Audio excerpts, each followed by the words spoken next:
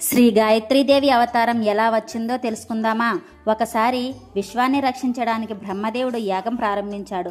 యాగానికి అతని భార్య సరస్వతీదేవి ఆలస్యంగా వచ్చింది. యాగం ఆగిపోకుండా ఉండడానికి బ్రహ్మదేవుడు యాగంలో భాగస్వామి అయ్యే ఒక కొత్త శక్తిని సృష్టించాడు. ఆ శక్తి నుండి వచ్చిందే శ్రీ గాయత్రీదేవి. 5 ముఖాలతో 10 చేతులతో సూర్యకాంతి వంటి ప్రకాశంతో ఆమె యాగానికి శక్తినిచ్చి బ్రహ్మదేవుడికి శక్తినిచ్చింది. అప్పటి నుండి గాయత్రీదేవిని వేదమాత, ఇంద్రరూపిణి అని పూజించడం ప్రారంభించారు.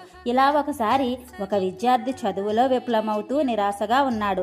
రాత్రి కలలో అతనికి గాయత్రీదేవి దర్శనమిచ్చి, నా మంత్రాన్ని నిత్యం జపిస్తే బుద్ధి ప్రకాశిస్తుంది అని ఆశీర్వదిస్తుంది.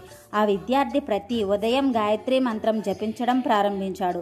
కొన్ని రోజుల్లోనే అతని మేధస్సు పెరిగి అగ్రస్థానం సంపాదించాడు. ఆ రోజు నుండి ప్రజలు గాయత్రీదేవిని విద్యాదాత్రి, బుద్ధి ప్రసాదిని అనే పేర్లతో కూడా పిలుస్తారు.